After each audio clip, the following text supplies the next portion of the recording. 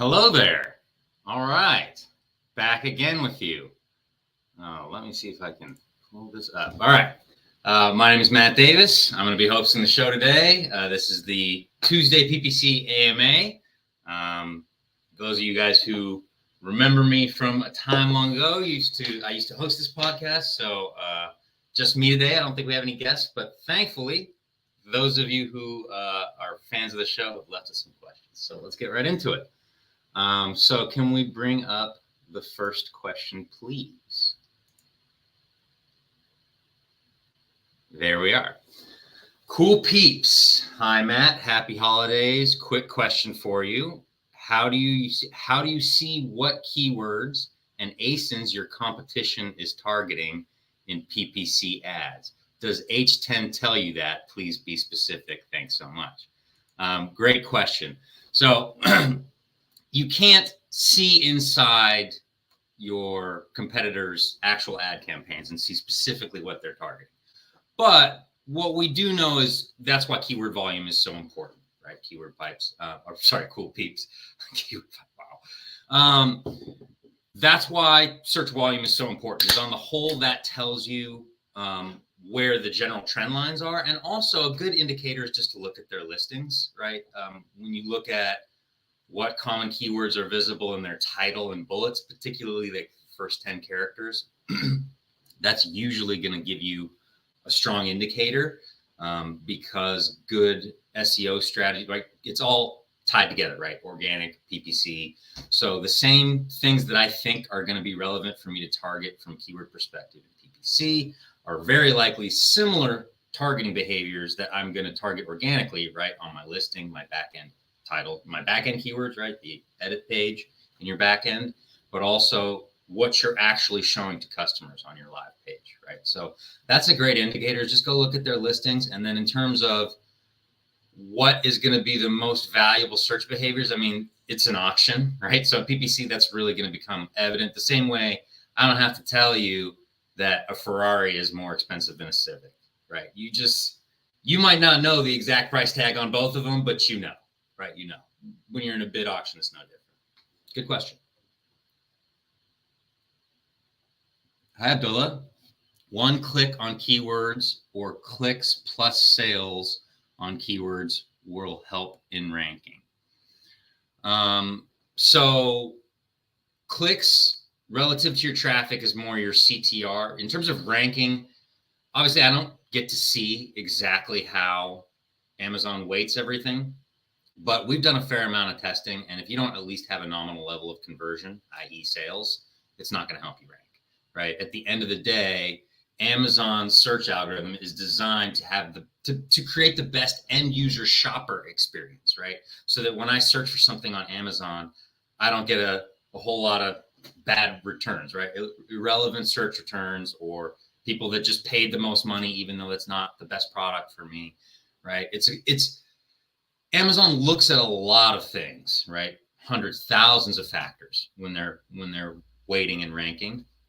But we certainly know that conversion is one of the big ones. So yeah, you need clicks, obviously, but you need sales at least a nominal rate. And if you ask what's a nominal rate, I mean, you know, it's very fluid depending on your market. It's really what you can afford. But if you want to rank, I mean, you should be at least aiming for 5% or higher. If you can't at least get 5% conversion, you need to ask yourself why, right? I mean, it depends, right? It depends on if you're selling a $5 widget or a $1,500 appliance, but right, like Amazon in particular it's not like a high-end consumer market, right? It's Walmart, not Louis Vuitton, if you get my meaning, right? So most of the products are gonna, fall within that, very low to several $100s in price. Good question. Abu, hey, lovely to see you guys. Lovely to be back. I'm happy to be here very much. Sorry, I have one question about PPC campaign increase and decrease bidding in daily basis can affect keyword ranking. Oh, okay. PPC campaign increase and decrease bidding on a daily basis. Can it affect keyword ranking? I mean, yeah, of course. Everything you do can impact it, right? Whether or not you increase or decrease bids, it's an auction at the end of the day. That's going to determine which behaviors you're sort of in the hunt for and which ones you're not, and what traffic you can buy and which traffic you can't.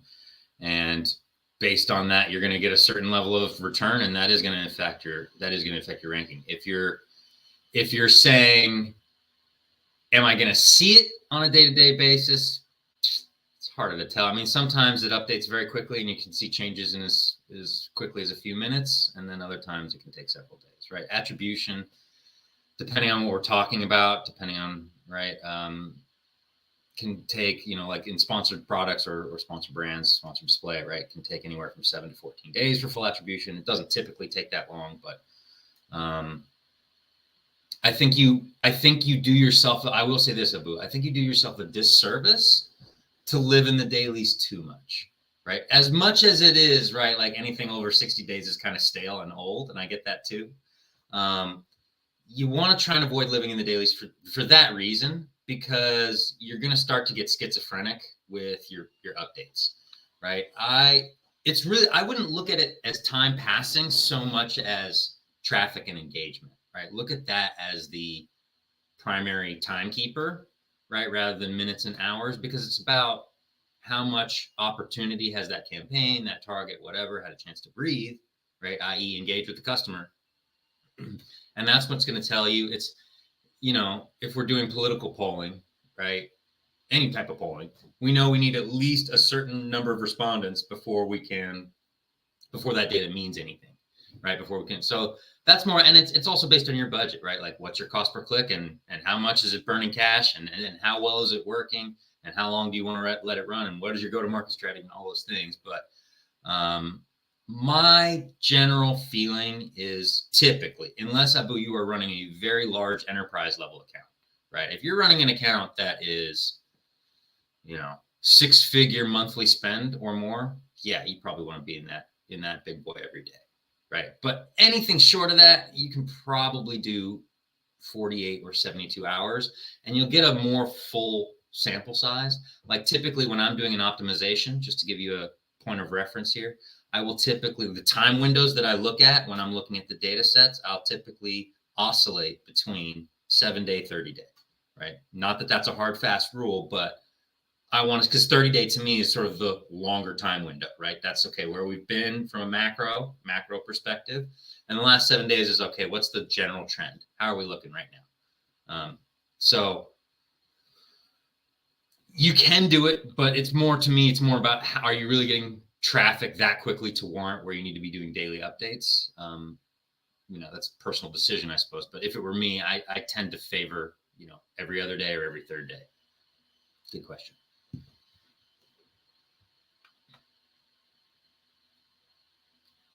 Karan, always a pleasure, sir. How would you go about advertising new products with low reviews, 100-ish, but good rating, great images, but bids for top keywords are very high? CTR is low due to rev count. Okay.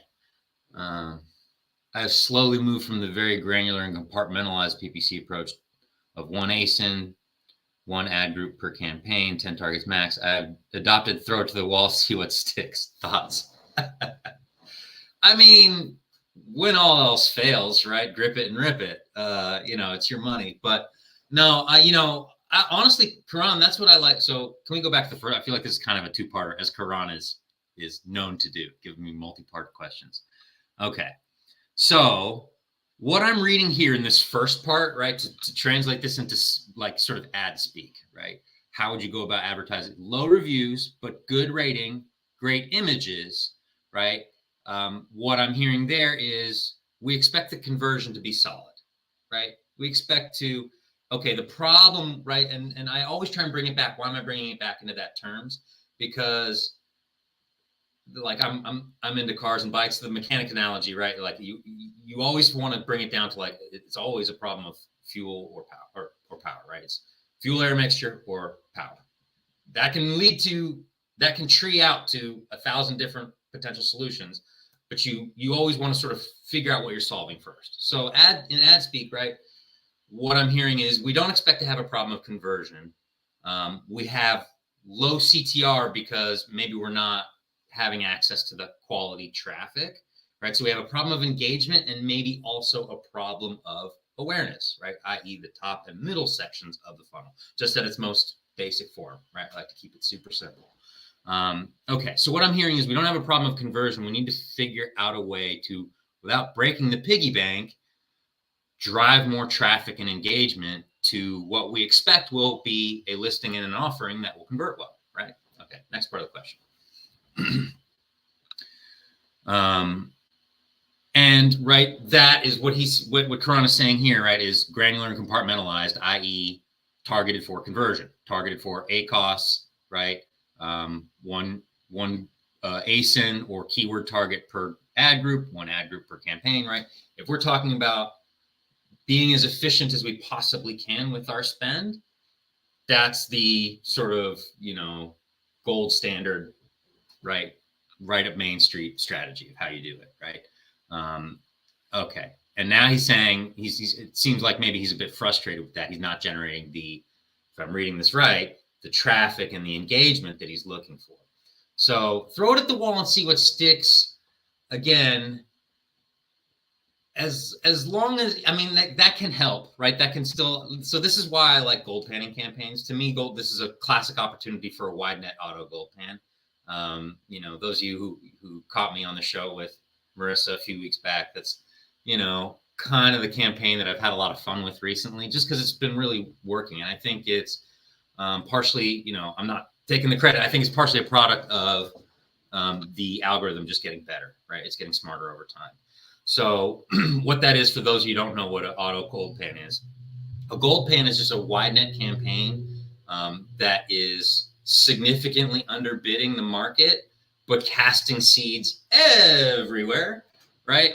And that allows us to have access to traffic and sort of see where the natural centers of gravity are for cheap, right? So Karan, yeah, I do kind of like the throw it at the wall and see what sticks strategy, so long as it's still within a controlled experiment, right? So like I would set up an auto gold pan and throw literally all my products in there, all my products, right? All my active offerings, right? If you don't have, if you can't advertise it for some reason, if it's suppressed, if you don't have inventory, don't throw it in there. But every active offering, throw it in there.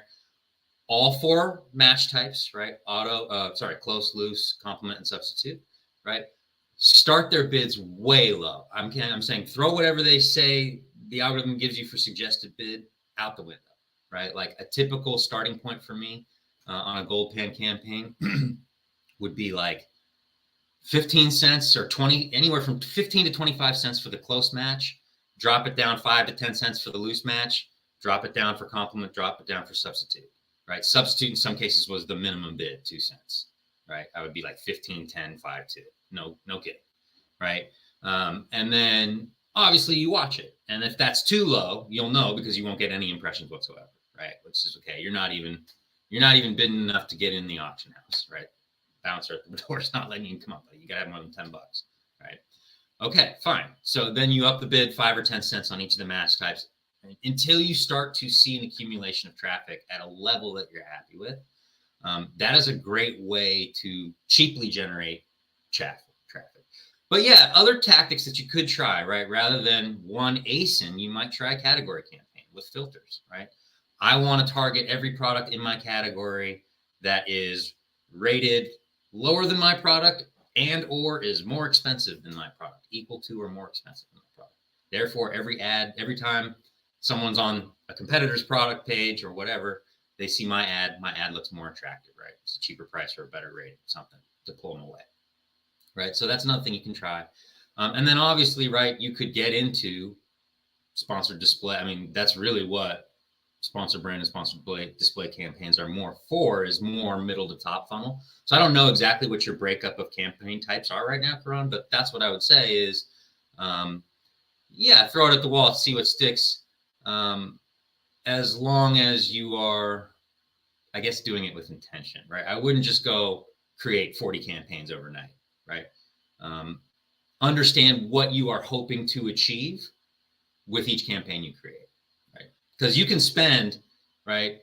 people think that they need 1,000 campaigns to reach the budget. If they've got a big budget, they go, oh, I need 800 campaigns. No, you don't. You can spend a lot with 20 campaigns. Trust me, right? That's all you just need to cover your bases, right? If you think of Amazon pages real estate, sponsor brand doesn't show in the same place as sponsor product, sponsor split, right? You want to make sure you're planting your flag on all those places, provided you have the budget, the means to do so, right? But once you've done that, yeah. Anyway, I hope that was a good question, or a good answer to your question. Always happy to hear from you, sir.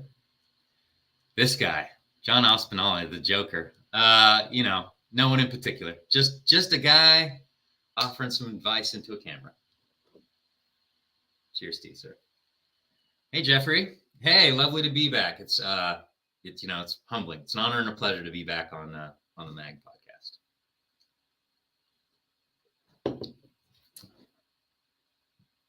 Hey, Matt. Hey, Samuel. How are you, sir? Got all the old heads coming back. It's good to see you guys. Alternatives to H10 Atomic. Yeah, I mean, I'll be honest with you. The only one I've tested relatively recently is Perpetua. And that's not true. Sellerize and Sellerboard. I've done those integrations. We have an internal tool that we use for our integration. So that's the one I've been using lately, and I love it. But you guys can't have it unless you want to come work here, right? Certainly, maybe I should plug the page now. If you're interested, right, you can go to myamazonguy.com/jobs and see what's available, and then maybe come on and work with us, and then you would have access to our program, which we call Merchant Spring. But the one I've used most recently is Perpetua, and I really like it. I think they all have. I've obviously used H10 Atomic. I think they all have their perks, right? But at the end of the day, they're all just dashboards, right?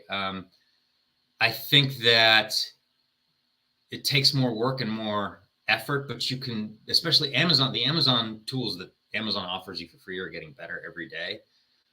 Certainly there are value adds with Atomic, and literally any of the programs Jungle Scout, like they're all developing their own ad programs now, and they're all AI. So they're all fancy and they all do things. That's the leading edge of the industry right now. So if you are an enterprise level, commercial brand in the deep waters with fierce competitors at that level, yeah, you probably want something like that. But for those of us who are, home sellers, or, we might have our own warehouse but we're not at that enterprise level yet. I mean, it's an individual decision, but I don't think one is going to be so much better than the other. Like I get the sense that if you're asking this question is maybe because you're not thrilled with Atomic. They're all going to have their individual feature perks, and some may be better than Atomic in certain ways. But if Atomic doesn't blow your hair back, I don't think that there's one program out there that's going to be like, oh my gosh, this is like changing my game. Really, what you're doing here, educating yourself and then learning how to use the tools that Amazon provides you, is going to be your best foundation no matter what. Because then if you do decide like, okay, this is labor intensive, I need a dashboard with, pretty charts and graphs to show me, right, like my overall profitability after calculating my landed cost and my COGS and my ACOS and and my trend for each product and, each keyword, all that data is helpful, right? It will help you more effectively refine your targeting and find your customers more cheaply. But if you don't understand the rules of the road, that's not going to save you. You know what I mean? So what you're doing here, Sebastian, is still your best bet. You can research the different price points. I hesitate to endorse one more than the other. I think they all are. There's things I like about all of them, and there's things that there's current limitations. But the thing I will say is they're getting better every day. And sooner or later, we're all just going to be pulling a lever on an AI program. That's coming, right? We all know that.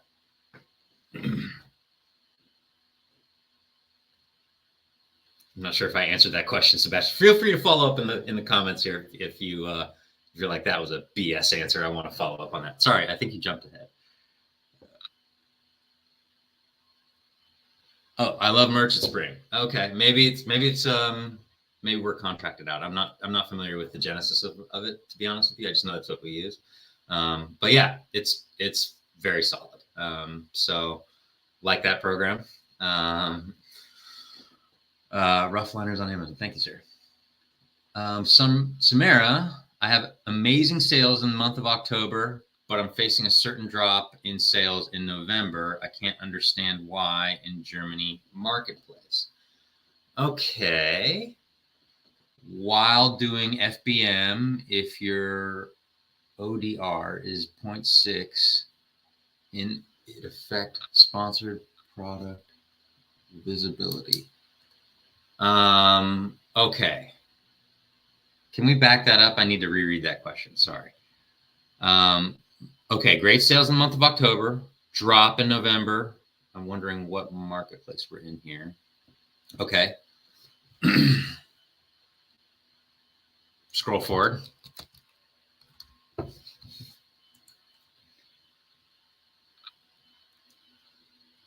Under in 0.6. I mean, in general, I'll be honest with you, I'm not sure the ODR, I'm not sure what that's in reference to. I apologize. So typically, sponsored product visibility shouldn't be impacted by whether it's FBM or FBA, but FBA will generally be, I mean, obviously Amazon promotes FBA. There's a lot of advantages to it. I don't think it should affect your sponsored product, your ad visibility. I think that's more based on bids. But I will be 100% honest with you. I'm not sure what ODR, what stat you're referencing right there. Maybe you can spell it out for me. Follow up with me in the comments, or I will look it up while we're going.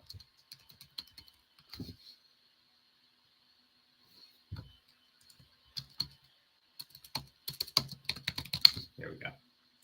This is in those moments where it helps to have a co-host. So let's come back to this one. Data dive. I want to target more keywords in new campaigns. Those keywords are profitable. In which match type should I launch? Is competition price affect our sales? Just launching keywords, campaigns enough in. Wow. Okay. Let's break this question down.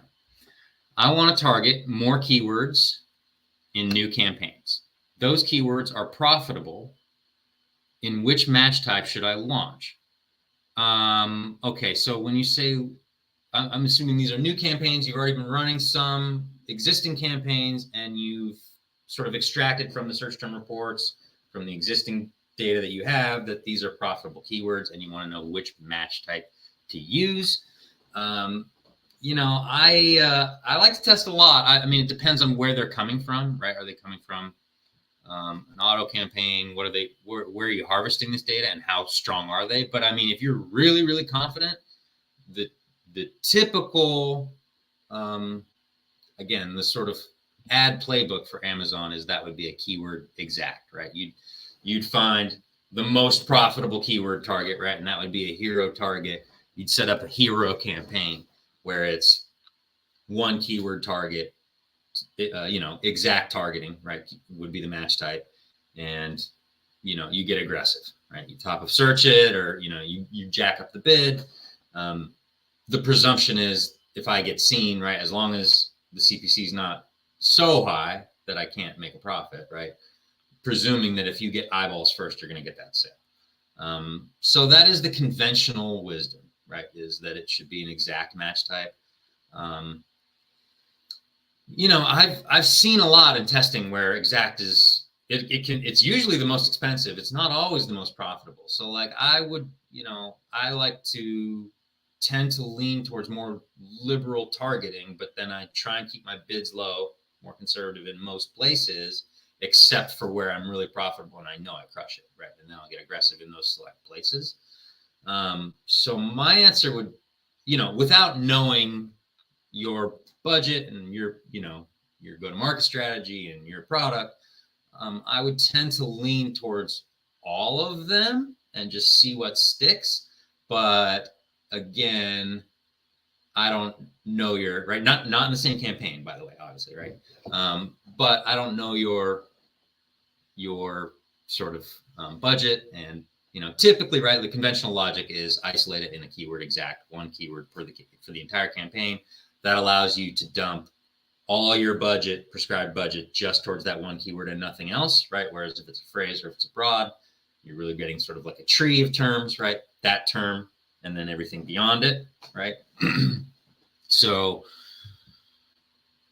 it's a little bit dependent upon how you want to do it, but I tend to want to just see, as I want to test as much as I can, as long as I'm not burning, an untenable amount of capital. So I would say all of them, but typically exact is the quote unquote conventional wisdom.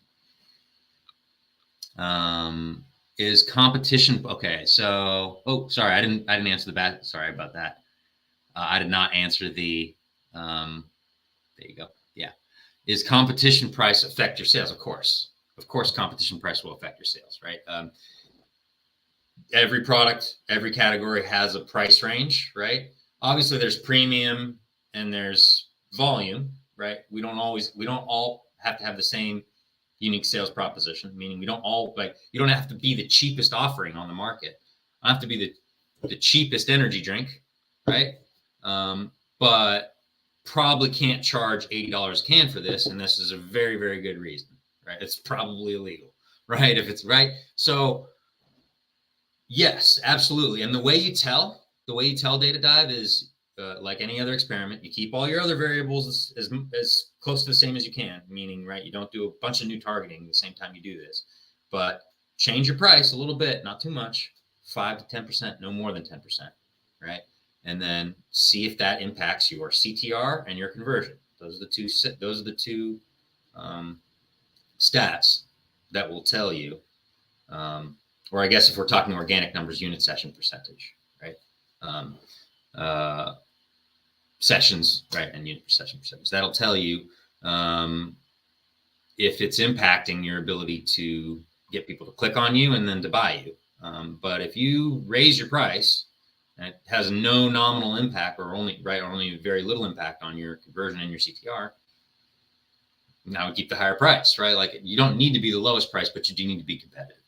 And then just launching campaigns enough? No, I don't think just launching keyword campaigns is enough. I do think you also want to do auto campaigns. You also want to do, like, I tend to want every type of, again, going back to the target liberally thing, I tend to want every type of campaign I can afford, as long as it's not completely unproductive, right? Obviously, I'm going to let the data guide me, but because it doesn't matter. I can be number one ranked for the sponsored product campaign. I'm never going to show them that sponsored brand space if I don't bid on it.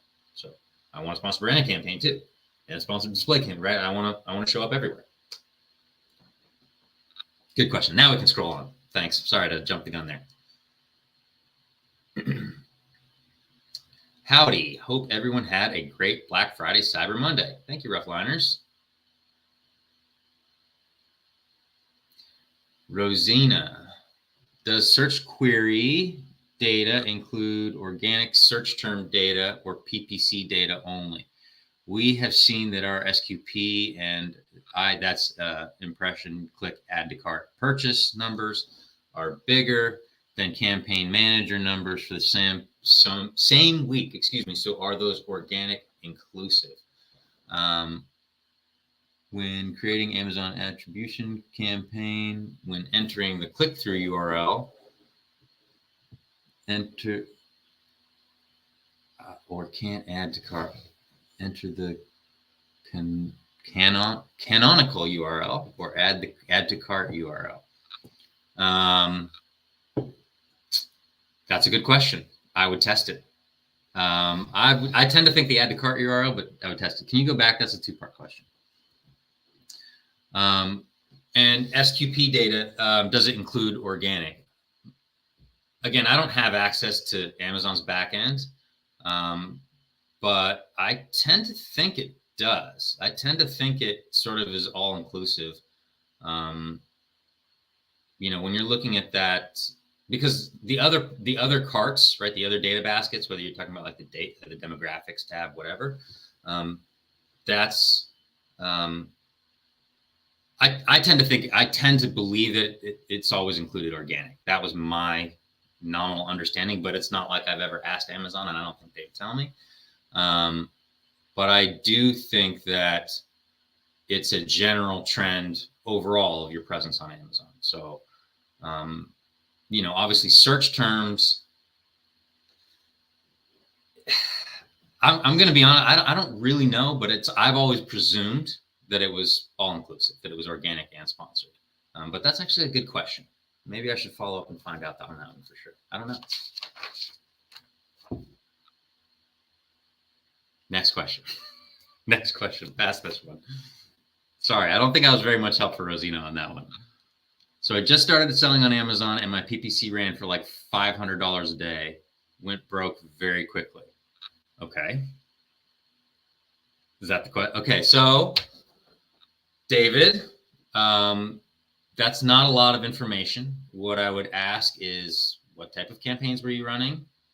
How were you running them? My presumption is, so that's like, walking into a casino and not knowing how to play the game and just walking up and putting your money on the table, right? So I would need to know a little bit more information, and maybe you can follow up on the back end.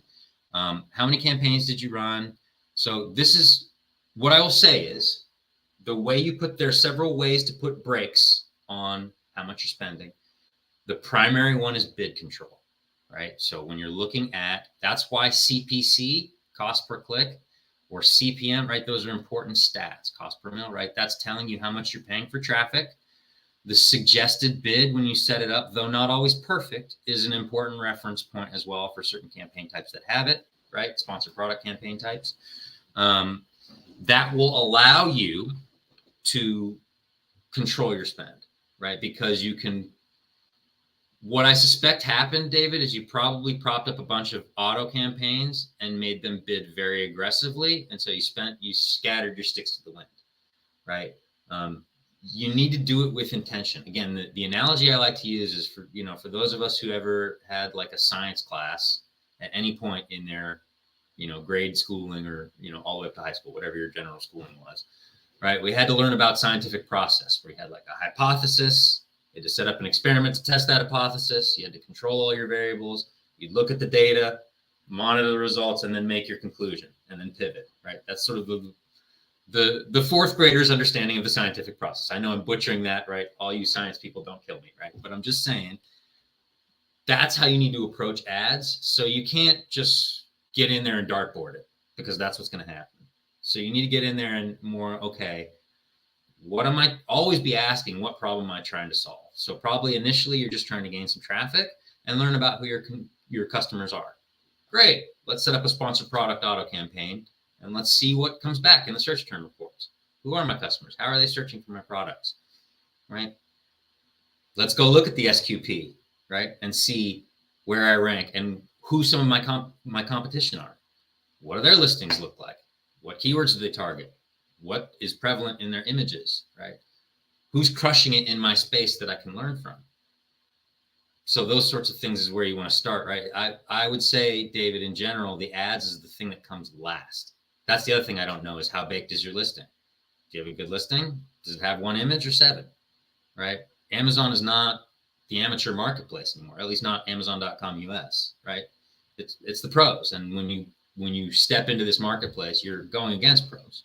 So yeah, you have to be careful. I'm happy to, I think that maybe this is a good time. My Amazon guide does have a coaching page. You might want to check that out. They can probably walk you through some basic steps that will help you not lose $500 a day. Because I can almost guarantee you that's just, you have to control how much you're bidding and the number of things you're targeting. If you control those two things, you should never spend more than you need to within, right, a given couple, right? Obviously, if you went away for the weekend and things got crazy, okay, got it. Bring it back under control. But it should never get away from you for more than like a couple days. Thanks, David. That's good. By the way, I don't mean to chastise. I don't hope that's not the vibe I'm giving here. That's happened to all of us. When I first started advertising, that 100% happened to me. Because I just came in there. I was like, okay, let's see what this does. Let's click this and see what that does. You have to approach it more systematically than that. We're here to help.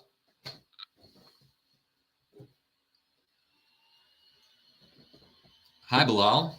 What should be the PPC strategy for high-priced products, $200 to $400, with less than 1% conversion and top of search cost per click $5?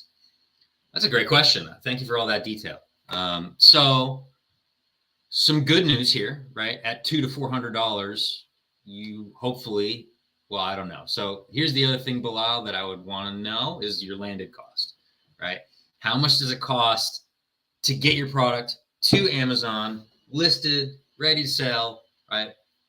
Good to go. And right. And then how much margin do we have left over to play with, right? Typically, if you have a product that's more expensive, you have more margin to work with. I don't want to presume that. That might not be true, right? Sometimes you have a product where it's like, you're selling it for $200, but your cost to get it there was $165. Okay, so you don't have that much margin, right? So it depends on what your landed cost was. But typically, with products that are a little bit higher priced, you have a little bit more margin.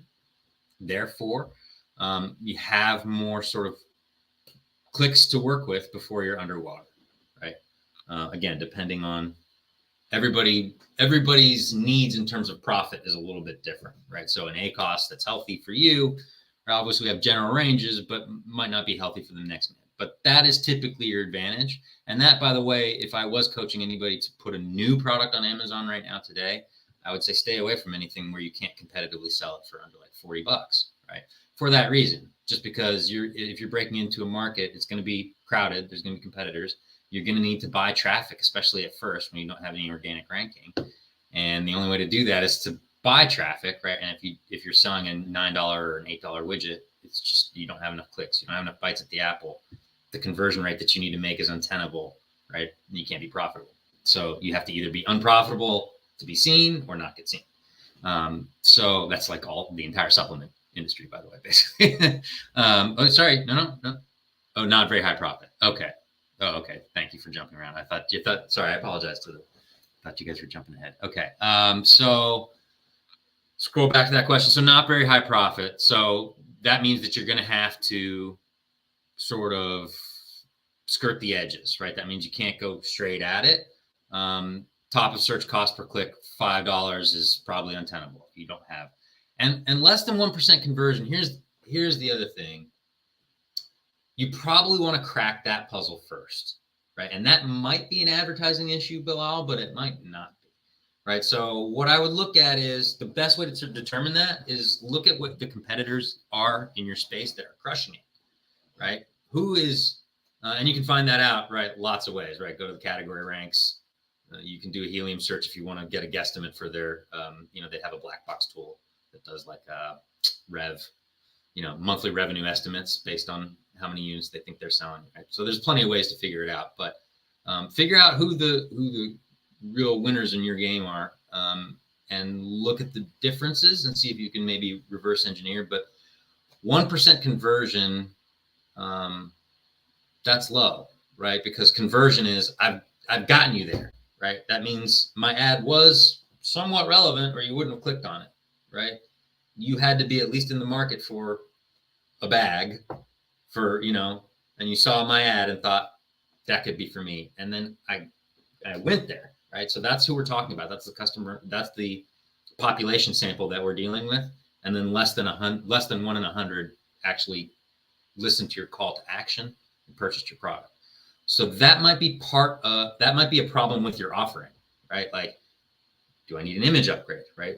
Are my images not as appealing as my competitors? And we can usually tell that, most humans are intuitive, right? Like, give yourself an honest look. What's my price like? Am I the only one selling 200 or 400? And is everybody else selling it at 150? And you go, yeah, but my product's better. Well, okay. My response to you would then be, is that communicated in a way that a dummy can look at it and tell in under 5 seconds from largely the pictures and the title? Right? Are you doing that? Are you communicating why you're more expensive if you are more expensive, right? Effectively. So you need to, and I'm not sure, but you need to crack that less than 1% conversion, because otherwise, right, like advertising is a great problem solver to generate traffic and generate engagement. It's great at that.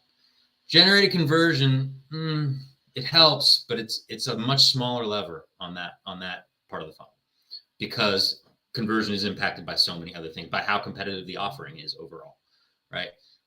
So you want to crack that. However, this is a PPC AMA, so I will give you an ad prescription, and it's a gold pen campaign, right? You need to generate a lot of traffic, a lot of opportunity without spending much, and you can't go straight at the arrow. Yeah, you still target those main keywords, but you can't target them at $5 if you're not profitable, right? You have to skinny up a little bit. So that's what gold panning is great for. See if you can. Sometimes it'll convert really well, not always, but sometimes. That's what I would try.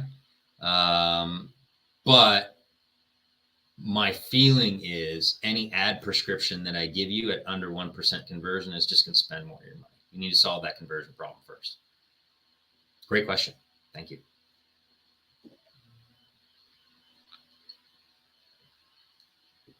We can scroll. Thank you. Ignacio, how to rank a product not eligible for PPC? It's more challenging. You got to rely on SEO primarily, right? So really listing optimization, you got to bake that image or that listing as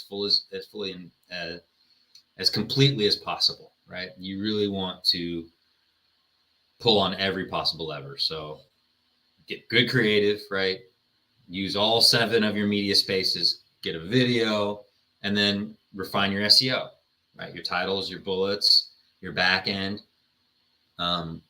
Do your keyword research as if you were going to run PPC, right? Do your keyword research. At my Amazon guide, they do what's called an MKL, a master keyword list. They're going to go and do that research regardless of if we ever run PPC, right?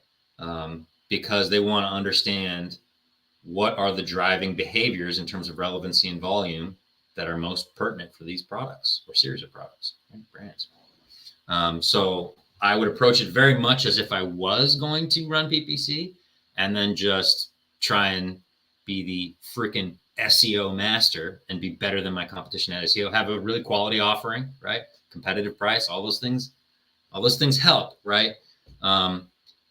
If you are not eligible to rank, if you are not eligible for PPC, my presumption would be that many of your competitors may also not be eligible for PPC. I presume that's because of the product type of product you're selling.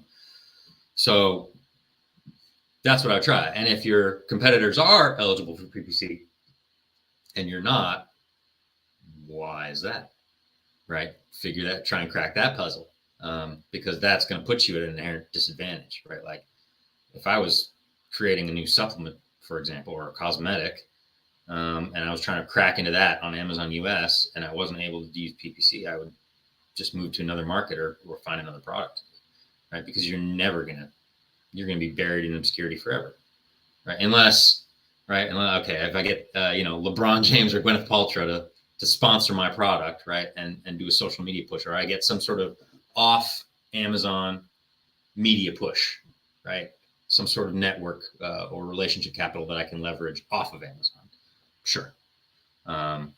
But even that, right? Like over time, they're going to be showing up in ads and you're not. So, but I presume if you're not able to, then neither is your competitor. So I would just get really good at SEO, have a really solid offering, and it's going to take you longer because you can't sort of put the traffic on steroids whenever you want it, right? You have to wait for that organic trickle of traffic to come through. Good question. If the product review rating is 3.6 to 3.9, i.e. under 4, would you avoid top of search and focus more on attractive product price, or would you still aim for top of search positions irrespective of rating price? Yeah, that's tough, Rosina, because I think sometimes if you're under 4 stars, oftentimes your ads will even get suppressed and you won't even be able to run them to begin with. So it might be moot, right? The point might be moot. If you are still delivering and you're still getting traffic on those products, even that I think is a small victory. But yeah, here's what I'll say. If the data supports it, then do it, right? You can look at in campaign settings, right? Go look at the placement data, right? The top left, you got those tabs. Go look at the placement data, and it will break it out for you, right? Here's how much traffic, engagement, conversion, essentially sales I've gotten for top of search, product page, rest of search. And so if the top of search data shows that, hey, no, even, because of the higher quality traffic, even though my ratings are low, I'm converting effectively, or at least profitably enough here, then great. My suspicion would be that I think you're right in presuming that will probably hurt you at the top of search, right? Because again, who you're going to be competing with is going to be probably higher ranked products, and again, likely Amazon's going to suppress you. At least your advertising, not your listing, but your ad. Again, Amazon cares about the end user customer experience. So bid is one factor, but it's not the only factor, right? That's why you don't see a lot of snake oil products just buying up all the top real estate. Still has to, so I would make sure that they're still delivering. But if you're still getting traffic on those ads, again, I would start with some wide net research campaigns, right? Again, I hate to keep harping on this, right? See what my auto campaigns are doing. I presume you're already running ads, right? You're a regular on this show. So I would pull some of my existing data and see, okay, well, do these products, where do they typically convert historically? Do I have any history of success top of search? If so, maybe, right? But again, what's my primary problem to solve, right? Like, is that top of search is going to get you more traffic and higher quality traffic, but if you have a conversion problem, it's not going to help you, right? So I would take a hard look at your data, and if it supports, and look, I'm always be testing, right? I'm always a champion of that. So if you want to try some testing that you can afford, go for it. But I think your presumption is right that that's probably the rating problem is probably something you want to get fixed first before you at least at scale try to go to aggressive top of search market, because you probably will suffer in conversion. Great question. Hey Tina, if the main target keyword is making sales in my manual phrase campaign, if the main target keyword is making sales in my manual phrase campaign, but also really high ACoS, should I negative it? No, you should not. Great question. I see this a lot, and actually even with ad professionals, right? They'll go straight to the axe. That's really the last resort. Again, those of you guys who remember me from way back, right? First method of cost control is bids. Second method of cost control is bids. Third method of cost control is bids, and then maybe budget, and then maybe negations or freight, right? At a certain point, right? If you have zero sales and you're just spending, yes, that's what pausing, that's what negation is for, right? So you do want to regularly be negating, because there will always be terms that are straight losers, right? That are not, that are just spending your money and not getting, that have a goose egg. But once you get even one conversion, now it becomes more of a question. Do I want to negative it, right? And it depends on scale and profitability, and how much one sale, what percentage of that is your overall monthly revenue, right? That probably impacts it. But if it's making sales and it's high ACoS, right? That can either mean that the conversion on it is low, right? For the number of clicks, you're not getting many sales, or the conversion is actually healthy, right? 10 to 20% or higher, but the cost per click, because it's a very competitive search term, this is often what happens, right? The cost per click is so expensive that even one click is, 25% of your sale price or whatever, and it doesn't take many clicks before you're underwater, even though you are converting at a healthy rate, right? So what I would say, Tina, is bid reduce until you can afford it, right? The other thing I would look at is there a difference in where I convert, or what time of day? You can now day part, right? You can now go to your advertising reports, pull a campaign report, and get hourly breakdowns. There's now day parting bid control, right?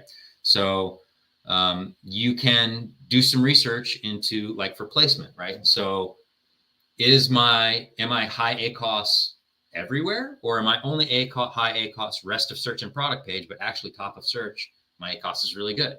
Okay, in that case, let me bid reduce my default bid down, but jack up my top of search so I'm more aggressive for that specific placement.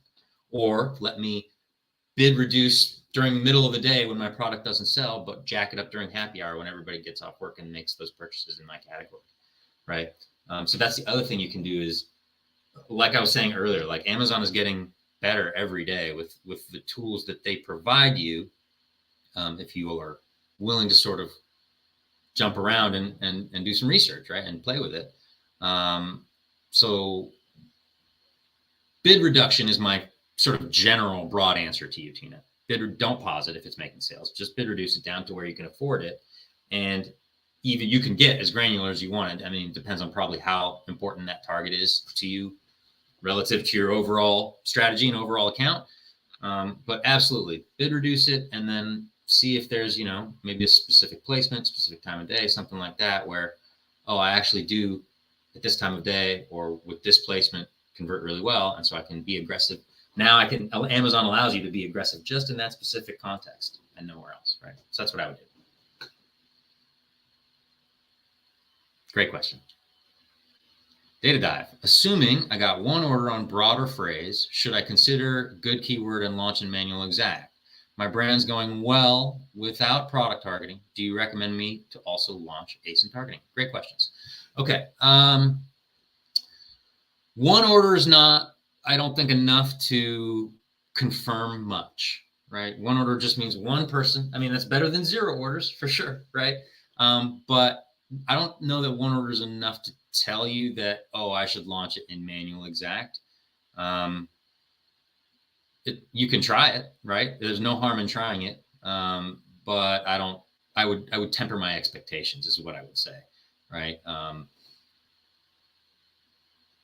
Typically you want a bigger sampling of data, right? I'm sure it's tempting because you had like one click, one order, and your ACOS is 3% on that specific target, right? And you're like, oh my God, should I put that in the hero exact? Should I, again, I'm not going to say no, because I think if you can afford it, and again, and you know how to bid control, right? Those are some presumptions, right? Then there's not a relevant harm really in testing it at a low level that you can afford. But with only one order, right, I would say I would temper my expectation, because that's inconclusive data. It's not very strong, right? And then your brand's going well without product targeting. Congratulations, very happy for you. Do you recommend that I also launch ASIN targeting? I mean, yes. Again, you guys are starting to see sort of a bias from me, right? Yeah, I do think that, again, it's about the devil is in the details, right? So I'm not telling you to just go prop up a bunch of ASIN targeting campaigns. And it's about how you do it too, right? Because typically what people do, and the common mistake they make when they do product targeting, especially with, like, they're a new brand, right? Or relatively new. And they set up an ASIN targeting campaign. And the first thing they do is, like, they just do a Helium search and find the guys that are moving like 500,000 a month, right? The top guys in their category, and then they go and target them. Well, okay. They have like 5,000, 4.5, they're rated at 4.5 stars and they have 5,000 or 50,000 reviews. You've got 30, right? They're price competitive and their images and creative is done by a professional studio, right? You did it in your mom's garage, right? Like, you get what I'm saying here, right? And I'm not presuming anything because I don't know anything about your brand data dive. So you might already be, right, approaching enterprise level, no presumption. But my point is, you want to know what level you're at. So that's actually kind of why I like, when I just want to dip my toe in product targeting, I actually like a low level category search with refinements, with filters. That's the big thing that people miss. They hear me say category. They're like, I set up a category and it didn't work. It just spent. And I go, did you set up a filter? No. Oh, so you just blindly targeted everything in your category? Okay, well, that's why it didn't work, right? So why I like category targeting, because I don't really know which ASINs I'm going to perform against necessarily, right? certainly I might have an idea of being in my brand space, who are my direct competitors, what my USP is, and I might already have an understanding of like where I beat certain parts of my competition, and I can leverage that. Great. As an Amazon marketer, I don't know that, and I'm going to look at, okay, I want to let the data guide me. So I'm not going to just go and target, right, the heavyweight champs of my category, especially if I'm new or relatively new, because I don't think I'll convert there. I think I'll just get a lot of traffic because a lot of people are going to be looking at those products, and I'll just not convert. So category target with refinements, what that allows me to do is include or exclude specific brands. It also allows me to refine based on reviews, the rating, right? How highly rated is the products, and as well as the price, right? So what I do is I want to target products that are rated beneath me and or priced equal or higher to me. Therefore, I'm looking more attractive. And the other cool thing about setting that up is when you set it up, it'll give you a product range. It'll give you sort of a range of how many targets, how many other products you'll potentially show against based on how you set your filters. So you can kind of tell when you're getting too wide or too narrow. So that might be a good thing for you to try. Or, maybe you just, hey, I can afford to totally suck at this, right? And I'm going to try just a 5 ASIN sampling of what I think are relevant competitors, set it up, bid control it, and hopefully I do well. But I do think you want to try that. I'm glad that you're having keyword targeting success. That's great. But chances are that means that you have a strong offering and you could probably do well against your competition in product targeting. But again, that's a caveat is I don't know what your budget is. I don't know what your ad expectations are, right? That's the other thing is ask yourself, what does winning look like to me? And don't, I know people be like, well, it's obvious. I want more sales and less spend. Yeah. Okay. But get specific. What does that number look like? Right? What is winning ACOS? Right? Try and keep it in the bounds of reality, right? Right? How much do I hope that this is going to grow my top line right? What am I trying to get done with ads here? Am I trying to grow my brand awareness? Am I trying to just make more sales, right? Like what's my play here? That'll help you determine if product targeting is right for you. Me being an Amazon marketer, I tend to want to, check every box. So that's my answer. Great question. Doda. So I'm profitable on a few phrase keywords, Gold cross necklace as phrase, gold cross necklace for women, and diamond cross necklace. How should I harvest those? They all have different bids. Are they cannibalizing each other? Go back. So gold cross necklace, a little bit. Gold cross necklace will trigger for gold cross. If I searched gold cross necklace for women, that would trigger both your searches right there, right? Because that would be gold cross necklace, and then that for women, because it's a phrase match, it doesn't matter that for women's added, right? So if it's in the same campaign, particularly in the same product type, I mean, yeah, you're a little bit cannibalizing them. I think that you can still break them out in other match types and other campaigns. I would try those same behaviors in other campaign types, right? If you have a profitable behavior and you're only targeting sponsored product phrase, you're only showing in sponsored product placements for that one specific behavior. So I would look at the search term report, Deoda, and see, okay, like I know gold cross necklace is your target, but the search term report is going to show you what people actually searched in reference to that target, right? So I would want to see, like, what are the centers of gravity? Are people searching exactly gold cross necklace, or are they searching gold cross necklace for women over 40, right? And that's the center of gravity in terms of traffic. And I just happen to be pinging on both of those with those keywords, right? Diamond cross necklace obviously wouldn't be cannibalizing, right? Because diamond is a word that is not present in either of the first two. So that wouldn't be a cannibalization, but those first two are potentially, especially if they're in the same campaign and they're the same campaign type. Yeah, they're bidding against each other. I don't like it's only cannibalization if it's not done with intent. right? So if ultimately, if you're making money with it, that's the objective, right? People tend to outthink themselves.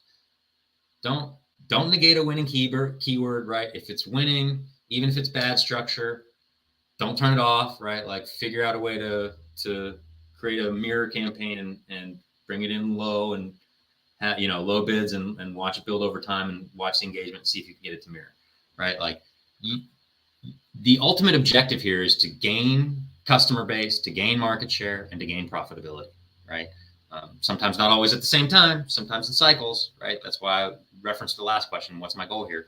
But yeah, like I think that what you want to do is if it's profitable there, particularly go look at that search term report, see which behaviors specifically are really the most profitable. But yeah, I would test them in other places, right? Other match types, certainly, right? See if you do better. Broad might give you a different set of returns, right? Because that allows the juxtaposition of different keywords as long as they're all present. But more specifically than that, like if I would try Gold Cross necklace in a sponsored brand campaign and see how that does, right? There's lots of other real estate to be claimed, right? And so that's what I would focus on when I harvest. I would show that behavior in more places. But again, dig into the search term report and understand the specifics of how your customers are searching. Good question.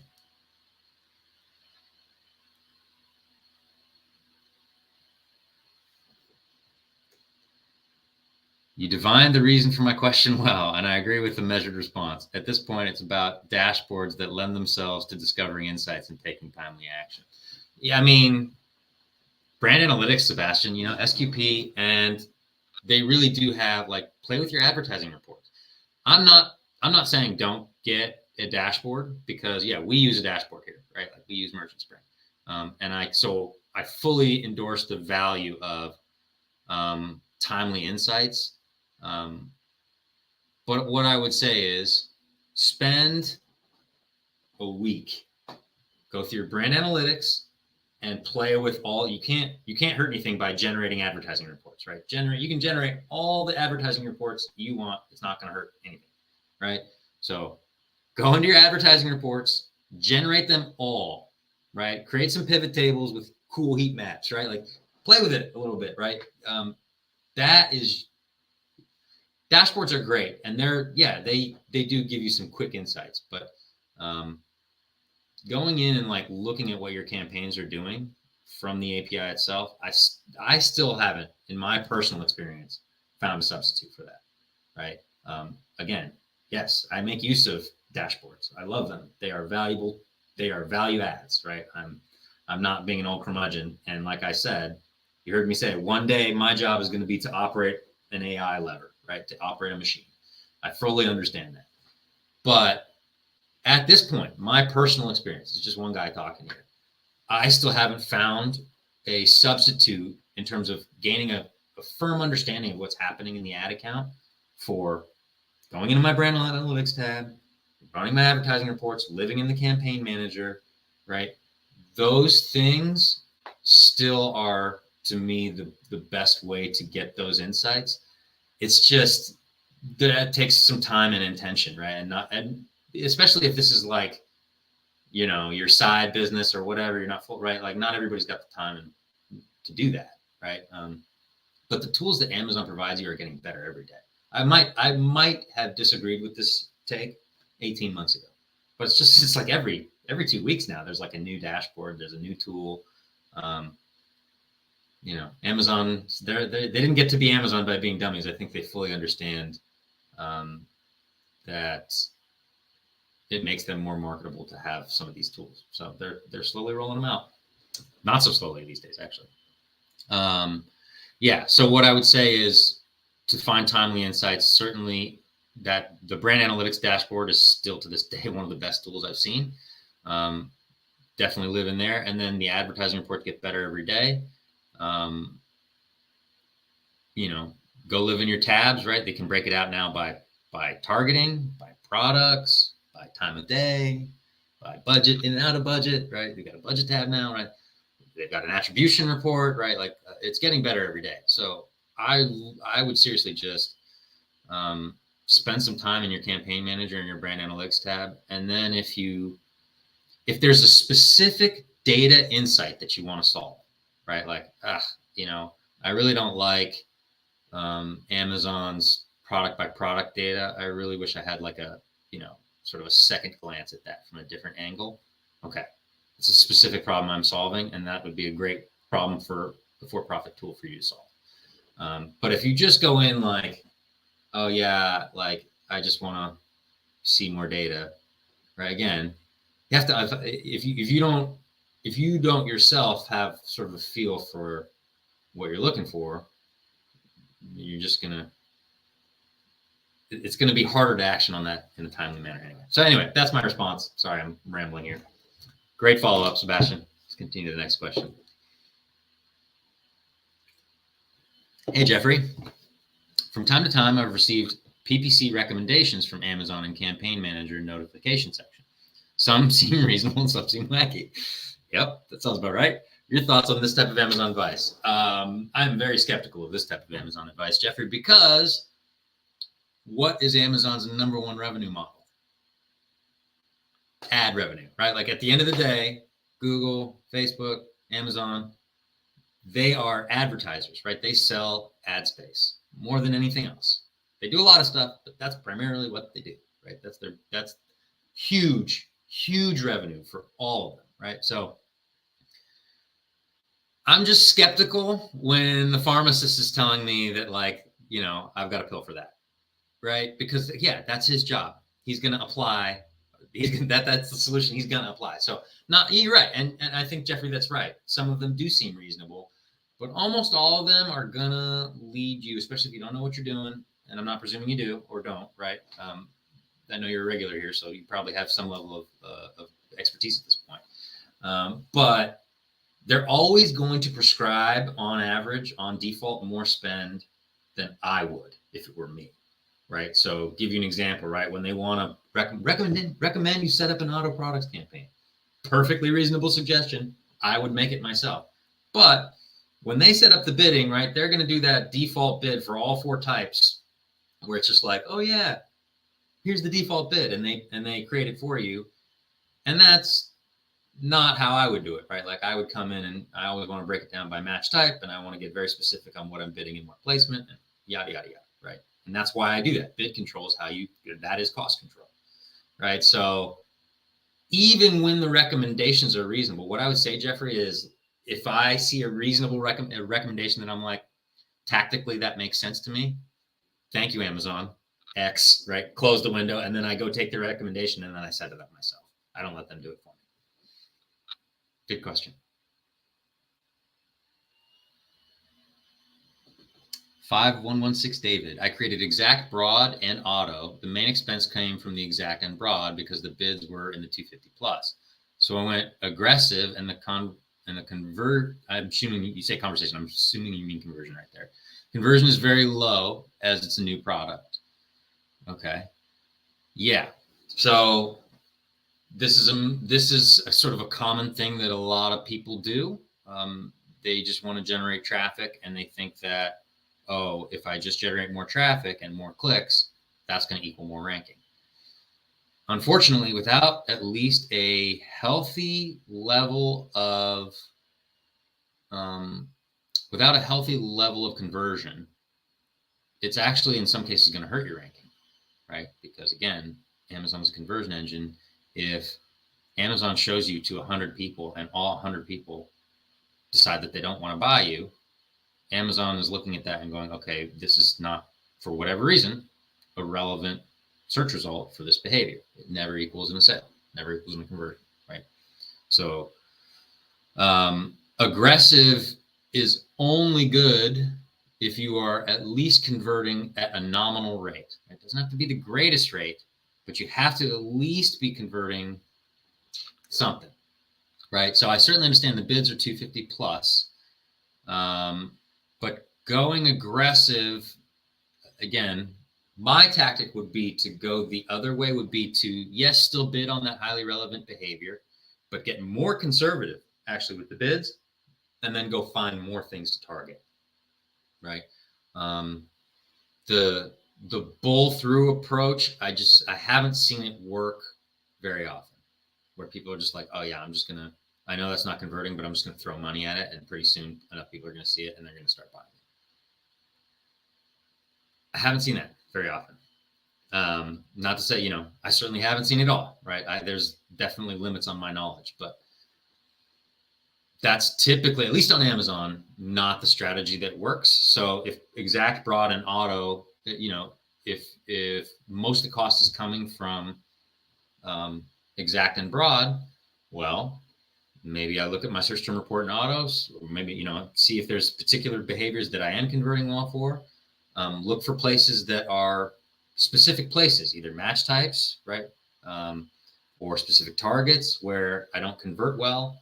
I can lower the bid in those specific instances, and that gives me more budget. That frees up more budget to maybe redirect to places where I am doing a little bit better, right? So if conversion is not your problem and it's $250 and you can't afford it because that's too big a chunk per click, right? Then what you do is you target it anyway, but you don't target it at $250. You target it at $1.25, and then you pillage your search term reports and you look at your brand analytics, or you use Helium or some third-party tool, Jungle Scout, whatever, right? And you find alternative targets that might not be center of the bullseye in terms of relevancy, right? Maybe they're a little bit more on the edges, but they'll be cheaper and you'll have more opportunity to test, right? So that's what I would do. I would actually go the opposite direction. I would get more conservative with my bid there, and then just find flanking strategy, right? Let me go find other things that are in the same sphere, or I'm targeting the same demographic of people, and I'll find other behaviors that are cheaper. Thank you for your question. Hey, Tina. Currently bid is $1, which I went with the suggested bid last time, which was a couple weeks ago, but then the Amazon suggested bid changed for that keyword, which went lower. Should I change it? So if you're already bidding on it, really, Tina, the gold standard, the sterling in terms of what it's actually costing you, is your cost per click. All right, suggested bid is a sampling of data from what Amazon perceives as like-minded searches, behaviors, products, right? Suggested bid can be gloriously incorrect in some cases, especially if it's newer, right? So current bid is $1. If the suggested bid changed and went lower, typically what that means is there's less traffic, so there's less competition for that bid, right? So the price becomes more affordable, right? It becomes more a Civic than a Ferrari, right? If there's less traffic behind it. So look at what your cost per click is. That's what you're actually paying, because how auction works is, so if I'm bidding $1.50, I don't necessarily pay $1.50. I pay 1 penny more than the second highest bid. So if my second highest competitor bid $1 and I bid $1.50, I pay $1.01 for that click, right? So that's what I would look at. And obviously, the more clicks you have, the more firm that cost per click, the more you can take that number to the bank. But so suggested bid, right? Look at it like a suggestion, right? It's a yeah, we think this is what it will cost. That does mean, Tina, that you're probably more on the aggressive side compared to how you were. But ultimately, it's the return that's going to determine if that's too aggressive for you or not, right? What that means is the accumulation of traffic, how quickly you garner impressions and clicks, the speed of that might go up. But if it's profitable, that might be a good thing. I don't know. So my answer is maybe you want to lower the bid, but it depends on what your CPC is and how it's performing. Thank you, Tina. Good question. Hey, Data Dive.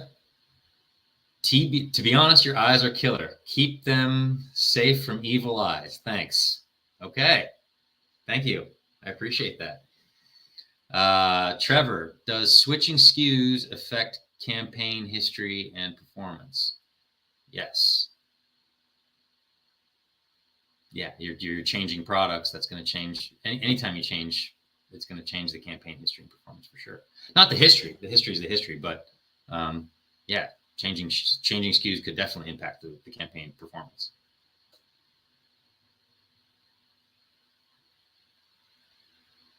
Is Amazon shipping costs less than UPS? That's a great question. Even though it's not technically PPC, I'm going to answer it.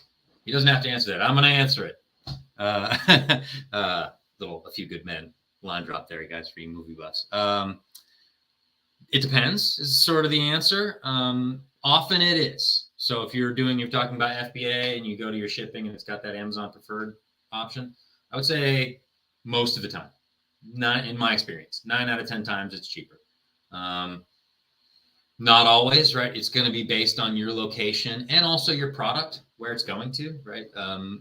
Amazon's got some classification. You don't get to choose that, right? Amazon's going to send it to the warehouse that they deem appropriate based on what your product is and what their needs are, what their logistical needs are. So, but most of the time, in my experience, when I'm running and I'm creating shipping labels either for myself or a client, if I have access to Amazon shipping preferred, you can test it, right? Like you can toggle it back and forth. It'll go all the way down to here's what you got to pay and you have to agree, and then you can back out and try Amazon non-courier, and then go to your UPS and see what that label would cost you. But in my experience, Amazon preferred is usually cheaper. And if you think about it, right, it makes sense. That's why Amazon was effective initially in their business strategies, right? The massive buying power that they leverage, right? So they can negotiate cheaper rates because they negotiate in bulk. So that's typically why they're able to do the right. They have their own everything, their own logistics hubs, all that stuff. So most of the time, I would say yes, not always. I've seen exceptions. And sometimes if you're in a certain location, you may not be eligible, right? Amazon preferred is not available in all places for all categories and all products. But if you have access to it, I tend to think it's usually cheaper.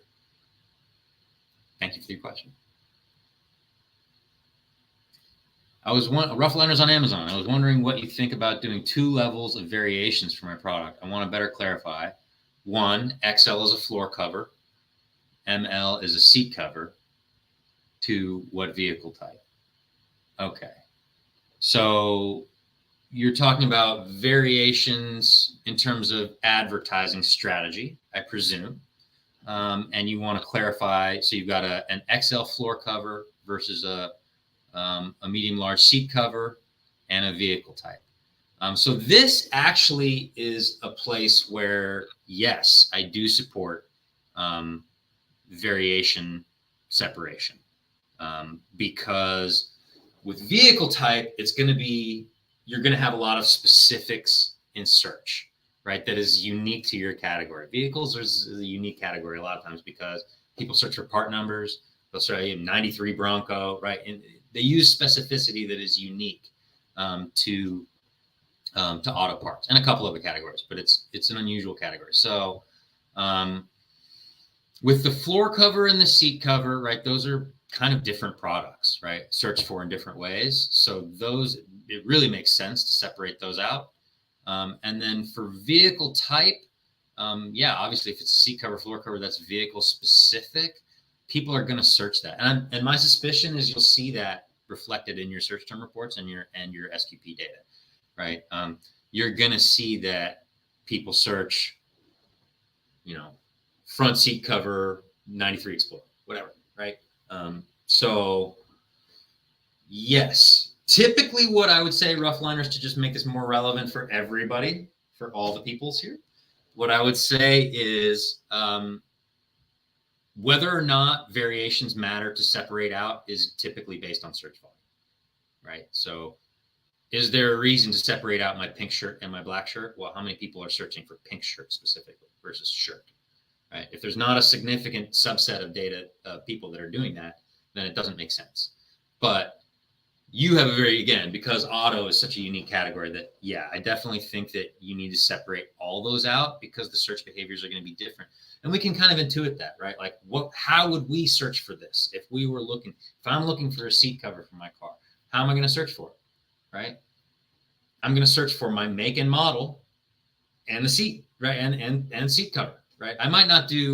I'll say you might not need variations for medium versus large rough liner because again, maybe there's a statistical variance for that, but I kind of suspect not, because I'm just intuitive. Because if I were searching for, I would just search my make and model and year. I wouldn't necessarily go medium or large. Maybe that's me, right? But I don't know, right? But so I would look at the data and see if there's a statistical reason for that. And then floor cover and seat cover, I mean, those are kind of different products.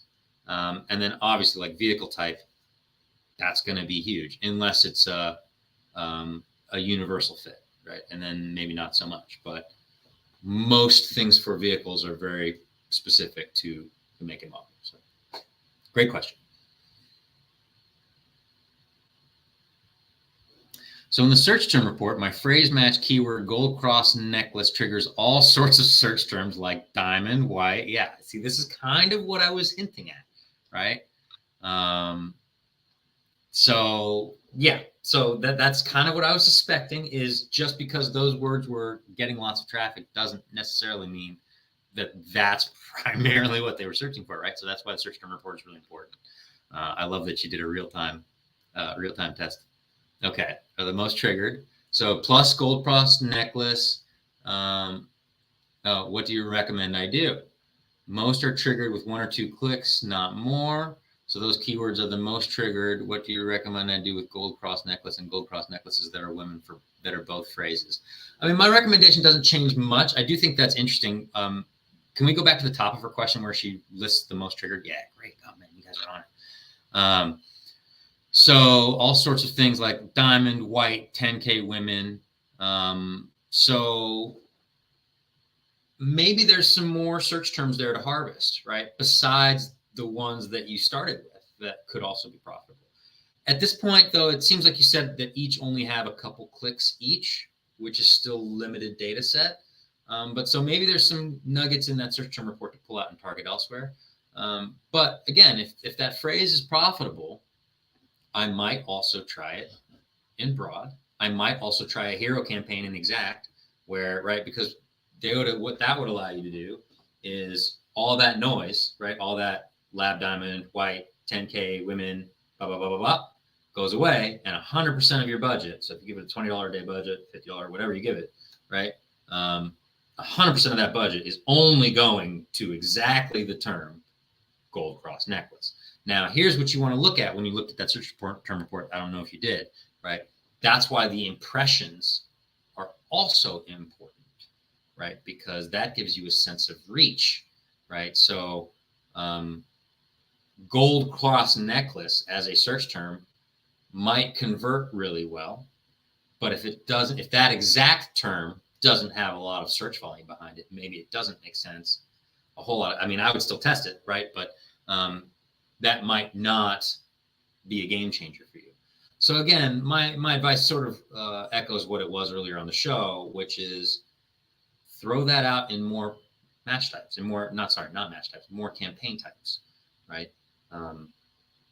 You have real estate that you're not currently even making a play for, right? So take gold cross necklace as a broad match or as a phrase match and go create a sponsored brand campaign, right? And just see what it does. Excuse me. So, there's more real estate to try. And then I would also see, I would put it in a broad just because, or an auto, right? If you're not running an auto campaign, I would run an auto campaign also. Again, just you want like gold cross necklace. It's great that you're profitable on these two things. And yes, you can expand out by doing what we just talked about, right? Targeting in more places. But ultimately, you want to find many behaviors that are profitable, not just reliant on one, even though that one might be really relevant to that one product or to your brand. I would still recommend, right, maybe throwing it abroad, but really like an auto campaign. And the reason is because you want to try and harvest other behaviors that may also be profitable, and some of which might be intuitive, right? That you might think, okay, if gold cross necklace, maybe gold chain necklace or whatever, gold necklace might also be profitable, right? That's very intuitive. But as you sort of pointed out in the search term report, it might also trigger, you might stumble across something that's profitable that was completely non-intuitive that you never would have discovered in 1,000 years had you not seen it in the search term report. So If you're doing profitably well right now, again, don't go nuts, but you might try some new harvesting types, right? Just see what else you can till in terms of data and sales.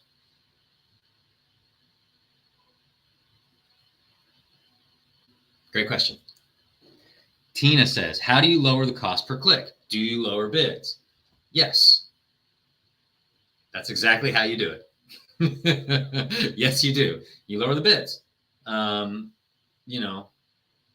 Yeah, that's how you, that tells Amazon what you're willing to pay for a given click, given impression. How can I have a consistent low ACoS? I have many campaigns that are under 30% at a certain week, month, then shoot up to 80% plus. Well, so you need to dig into the why of that, Luis, right? What happens? So is it that your conversion is falling off a cliff? Meaning you used to get one sale for every 5 clicks and now you're only getting every one sale for every 10 clicks? Right? So that could be one reason that ACoS shoots up. Or is it that your cost per click used to be $1.25 and then because we're now in holiday season, it recently shot up to $3.50 and you're paying a lot more for that sale? Okay, conversion lowers. That's harder to intuit. I would go and look at the specific behaviors. How do you find out the key characteristics trait? Yeah, that's a great, okay, so he's kind of jumping around here. Okay, so first you have a consistent low ACoS, and then it shoots up, and he said it's because of a conversion drop. Okay, so look at that. I would still look at that cost per click, right? That can impact your conversion, meaning, right, if your cost per click was $1.25 and now it's $2.50, and therefore you're being taken out of the traffic that was good, and now you're getting less quality traffic. Maybe your conversion goes down because you're just not being shown to people that are as ready to buy or as interested. But I would go dig into the specific behaviors, right? What targeting types? Is it all of them, right? Typically, it's when a campaign, when it shoots up, it's not across the board. It's 1 or 2 behaviors doing the lion's share of the damage, right? That's typically how it goes. So I would dig in and figure out, like really drill down, bottom level, where's the spend go? Like a Wall Street Journal reporter, baby. Follow the money, right? Follow the money all the way down to the targeting level. Where is it being spent? So when it goes from 30% to 80%, it's a drop in conversion with which behaviors? All of them? If it's all of them, then it's maybe your offering.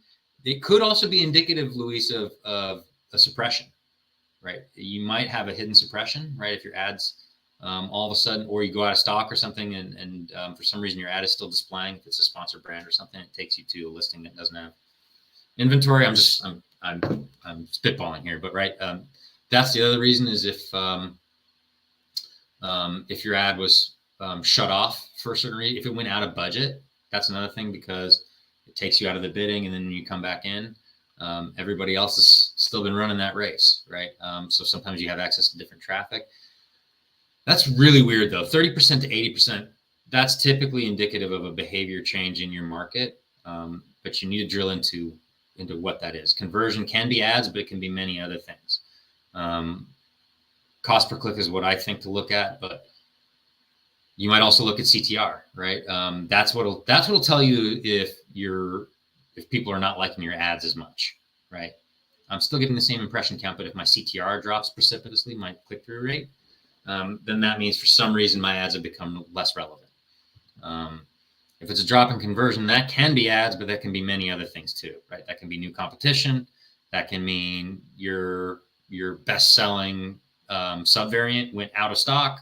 That can mean a hidden suppression. That can mean a bunch of things. Sorry, I wish I could be more definitive there. Just don't have access to your actual brand to sort of dig into that. But follow the money. That's what I would say. Follow the money.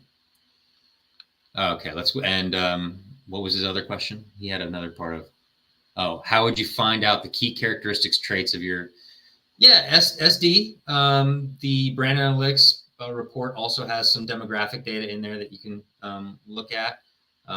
If you're doing any omni-channel stuff, there's opportunity for that as well. But that's, yeah, in general, Luis, when we say CPM targeting, right, most of Amazon is what we call a CPC marketplace, cost per click, PPC, pay per click, right? What that means is we'll show your ad based on how competitively you bid, but you're not going to actually pay anything unless someone clicks on it, right? So it's a more engagement model. It makes more sense for Amazon, right? Because everybody's on Amazon for one reason, and it's very high engagement. We're all there to buy stuff.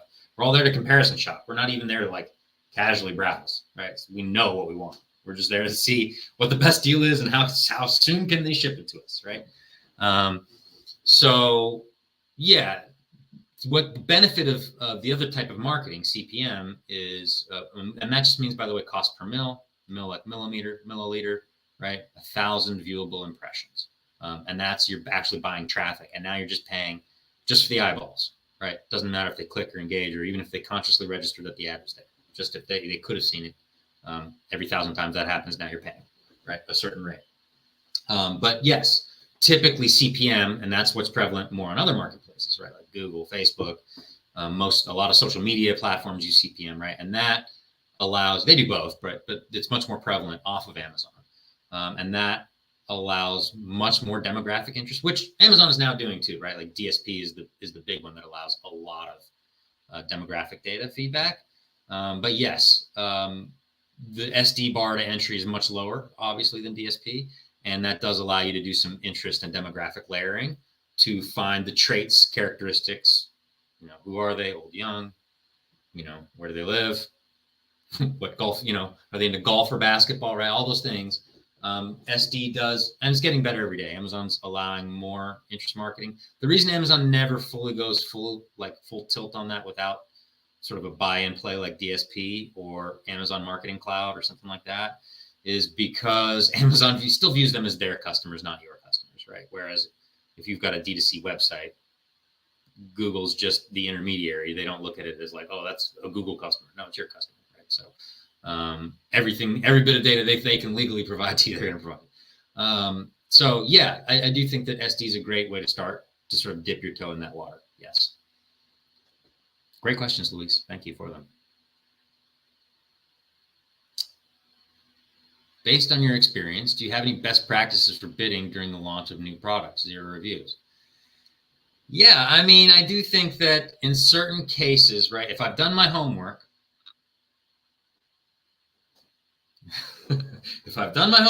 I should already have a rough idea of some of the keywords and behaviors that I want to test for, right? So I'm not just coming into it blind.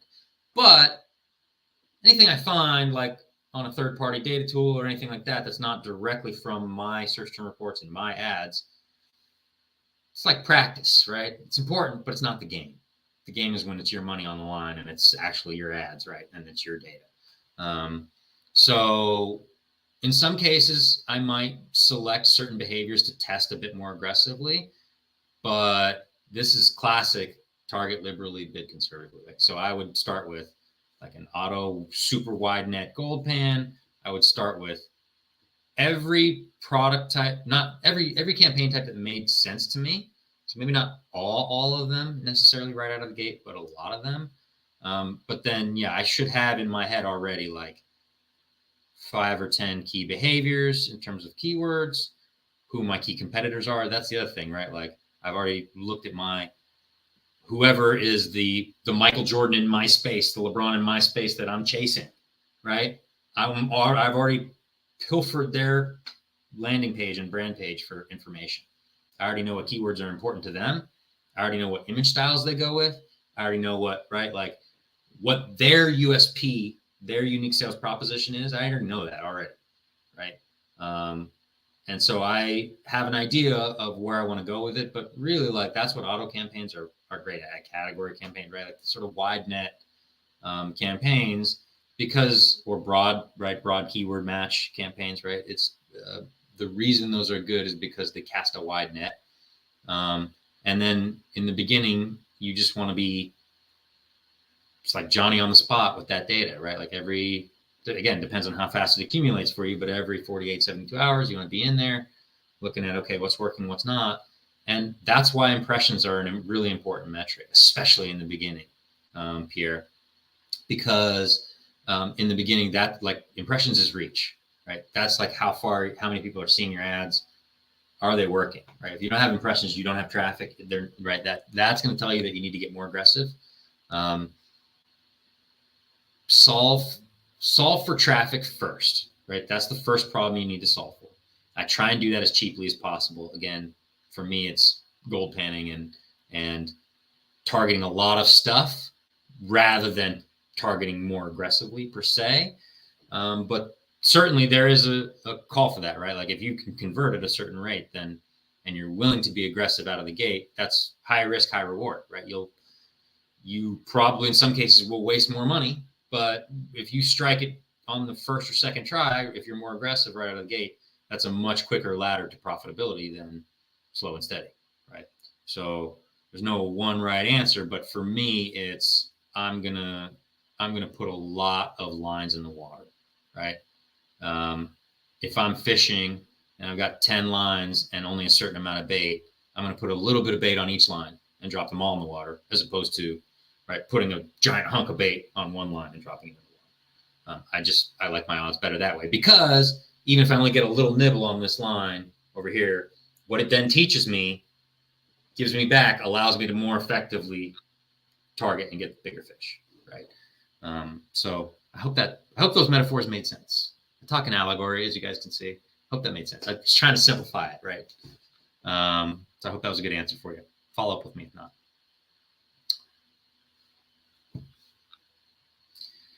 If one customer, hi Tina, if the customer search term is making sales in broader phrase campaign from one of the main target's keywords, should I run the customer search term in a separate campaign?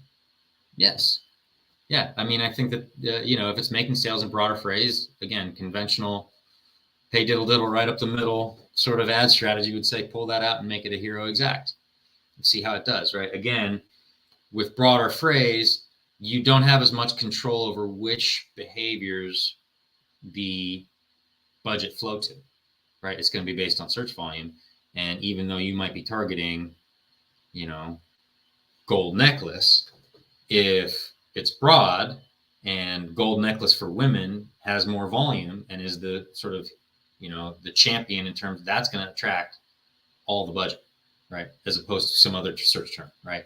So the advantage of exact is you can guarantee that 100% of that allocated budget is going to that singular behavior and nothing else, right? So if you convert well for that singular behavior from a prior campaign, right? That's why you pull it out and put it as a hero exact, because you can conceivably, right? That can be your golden egg sort of campaign, the one that is very effective at converting. It might not generate the most traffic, but generates the most sales pound for pound. So yeah, I would pull it out and then put it in an exact campaign, and maybe try it in other campaign types as I was coaching one of the prior callers. Right? See if it works in a different placement, in a different campaign type. Right? Do a store spotlight, sponsor brand. See if that works. Right? Always be testing. ABT. It's kind of like Glengarry Glen Ross. For those of you guys who are movie fans, kind of like always be closing, but it's always be testing in the ad game. ABT. Jeffrey Vallon, thanks for the great advice. I've just figured it out. A young De Niro and Godfather. Oh man, you are doing me way too much service, sir. I'll take it. I'll take young De Niro and Godfather too. Whew, guys are too good for my ego. Appreciate you, Jeff. Thank you much. Thanks for all the advice. The brand demographic analysis offers great info. Do you know how to see it on an ASIN basis? Yeah, there should be a tab up at the top there. Let's see if I can log in. I wasn't able to log in because my two-factor authentication, of course, right before I went on screen was not agreeing with me. But yeah, there should be a tab where there's a brand view and then an ASIN view. I'm not sure if that's for every bucket or not, but that should be. So I know for sure in the SQP, there's brand and then there's ASIN basis. So it's a tab. It's kind of sneaky. Let's see if I can get on here. Oh, the beauty of live TV. Ha ha! I've got it. Stand by. Stand by.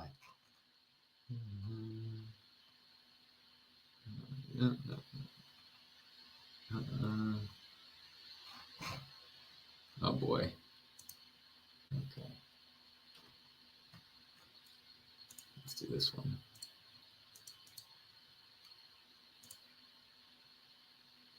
Nope, it's not doing that one. No, I logged into the wrong. Of course I did. Here we go. Let's do this one. This one will work.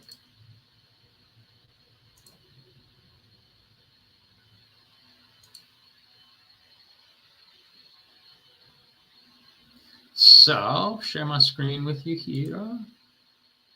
Oops, that's not the right one. That's the right one. Share screen.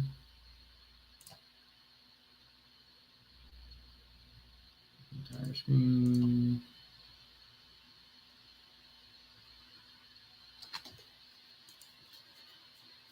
Here we go. Can you all see? So we've got brand view. There we go. Brand view, ASIN view. All right. So that's the search analytics. And then demographics. I don't think we have an ASIN view for demographics, but you do for SQP. Right. Brand view, ASIN view. All right. Hope that was helpful. Hope that was helpful, Luis. Thank you for your question. Is it possible to gain organic traffic to Shopify without any ads? Not typically. I mean, again, do you have, so it sort of depends, Dave. Do you have relationship capital, right? So what I would say is, do you have friends who are influencers, or is there, right? Do you have a social media presence?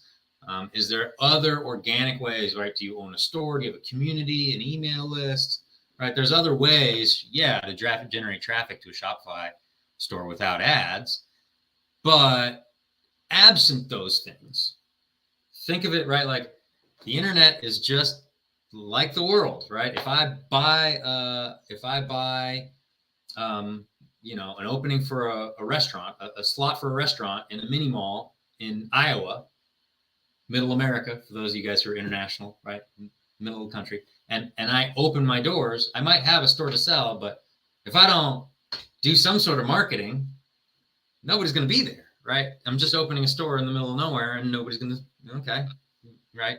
Maybe a few people will trickle in here or there by coincidence, right?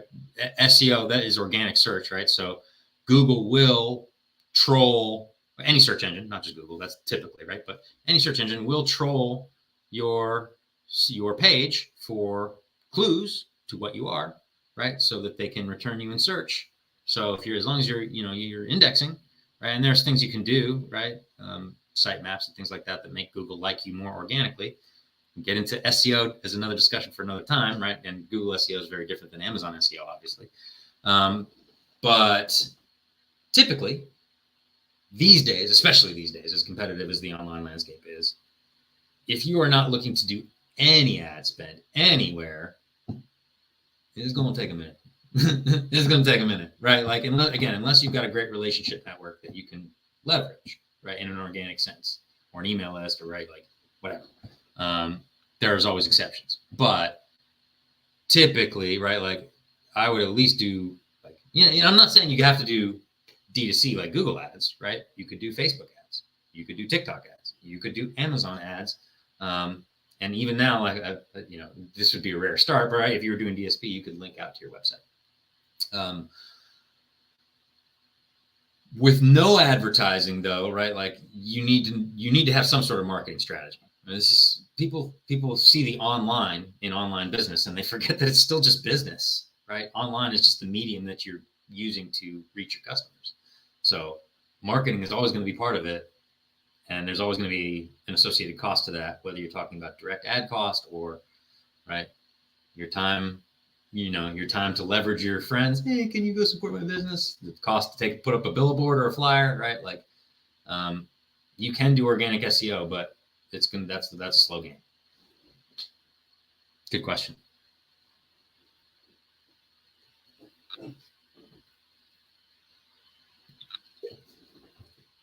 How often can I change bids and placements without affecting the Amazon data? For example, can I change the bid twice a day, or should I mean, yeah, of course you can.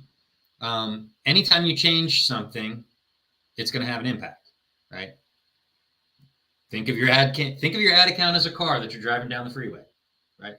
Anytime you make a change, it's input output, right? You change something on the input side, it will have some sort of impact on the output side.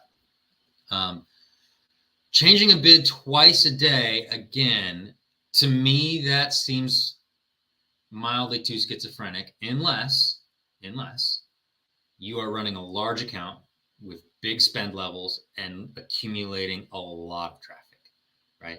If you are getting thousands, tens of thousands, hundreds of thousands of impressions every hour, okay, maybe twice a day, right?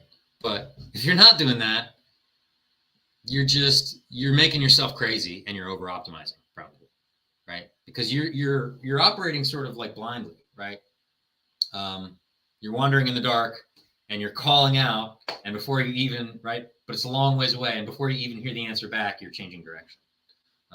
So look at it like clicks, right? Like, so if it's a product, if your typical product that you're selling is under $100 roughly, right? That behavior or that product needs at least 10 to 15 clicks before you can really know if that is if it's working or not, right? So maybe your rate of accumulation is happening that quickly, and then great, then you have enough data to reasonably pivot.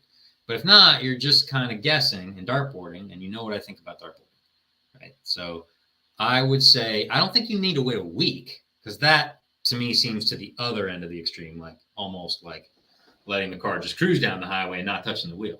Well, things are going to go straight for a while, but consumer behavior is an ocean. It's shifting, right? So sooner or later, that car is going to start to veer. You need a hand on the wheel. So again, for me, the ideal pace for most accounts, I think, is every 48 to every 72 hours is a nice consistency to check in on your accounts. Not the only answer, it's just my answer.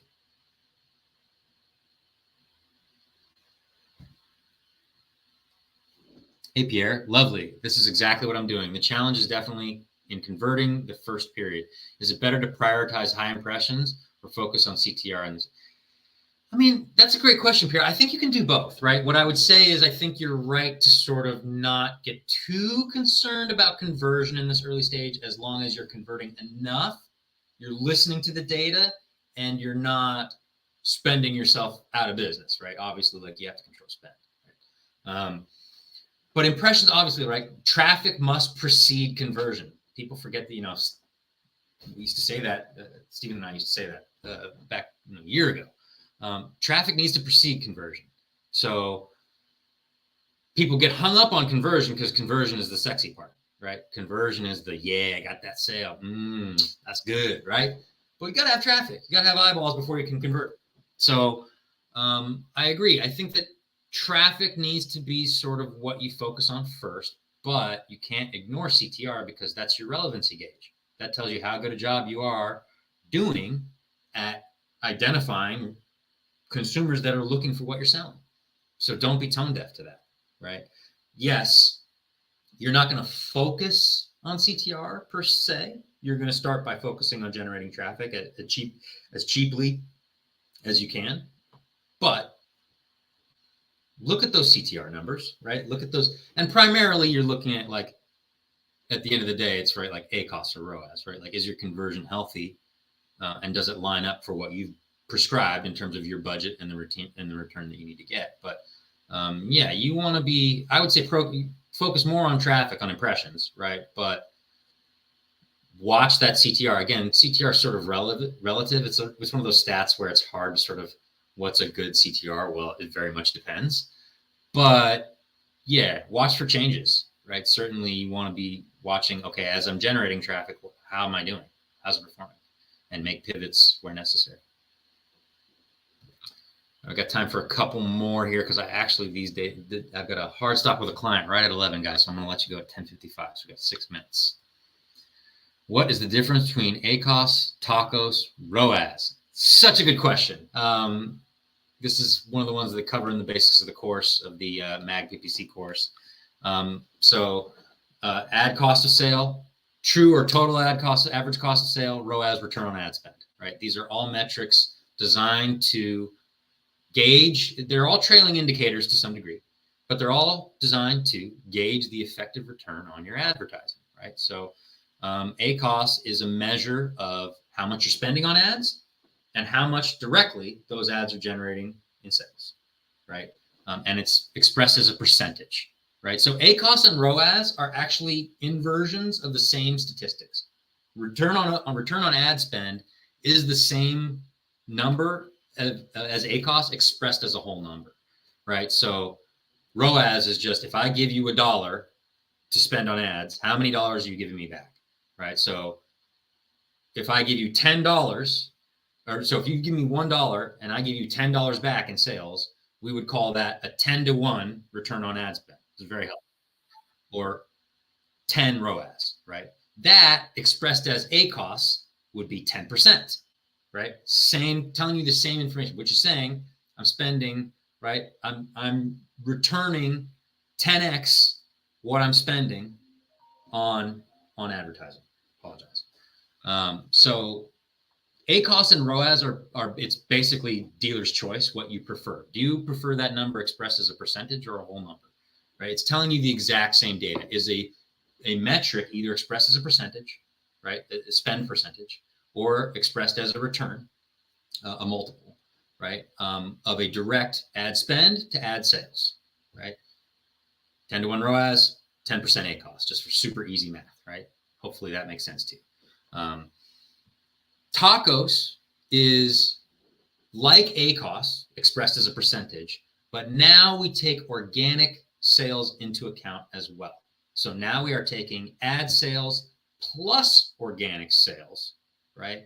Sorry, spend divided by, right, ad sales plus organic sales, but you get it. We're looking at our spend as a percentage of all sales generated, direct and indirect, right? So we're looking at TACOS, and that's why advertisers love TACOS as a trailing indicator, because it gives you a sense of total brand presence on Amazon, right?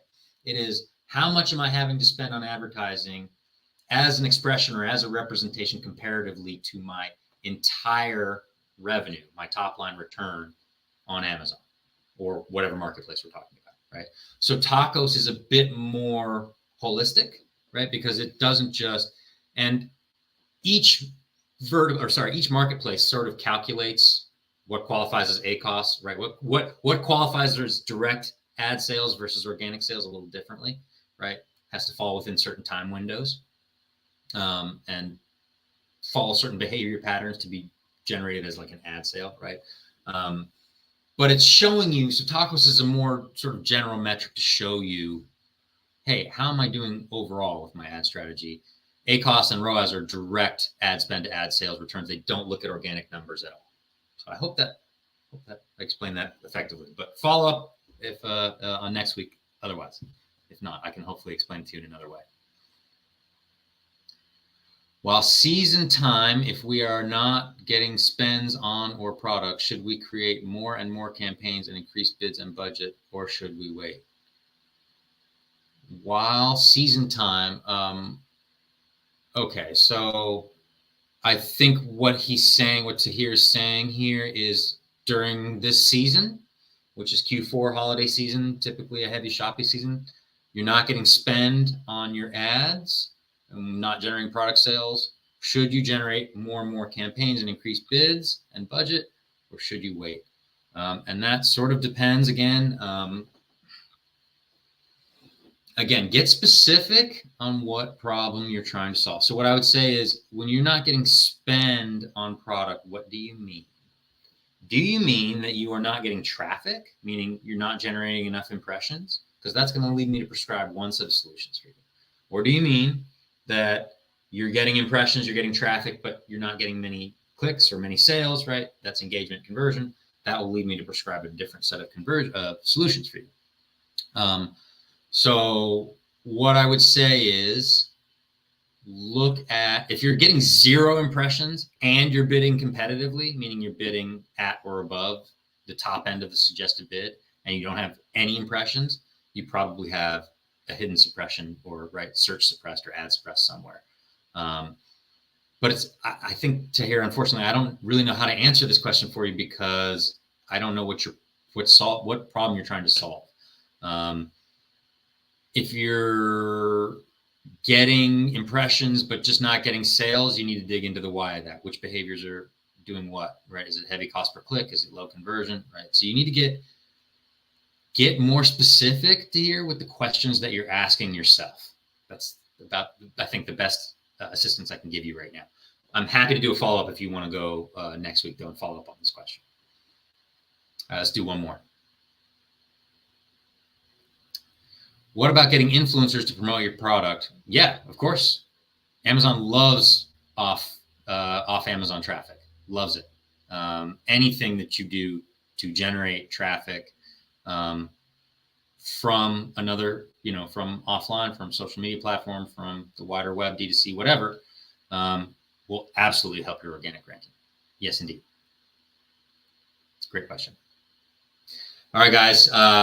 Thank you so much. It was great to be back hosting the podcast. Hopefully I have, if I do it next week, hopefully I'll have somebody here to, riff with. I like riffing with you guys, but it's, it's good to have somebody here in the alternate. Plus, my perspective is just one perspective. So it's always good to get, somebody else's take. And oftentimes they have insights that I didn't think to articulate. So thank you guys so much for showing up. You guys are the best. This is like the best audience, the most loyal audience on the pods. So I appreciate you guys very much. Please don't forget myamazonguy.com. Check us out. That's really our best opportunity, your best opportunity to learn for free. Tons of free content. We have a YouTube page, coaching channel. We offer tons of a la carte services. Check us out and see how we can get your Amazon game up. There's lots of options to serve every budget. Join me on the Tuesday podcast. Join Jason on the Friday podcast. Education is really our key sort of cornerstone go-to-market strategy, and we love to be good at that. So thank you guys so much for your kind attention. We'll see you soon.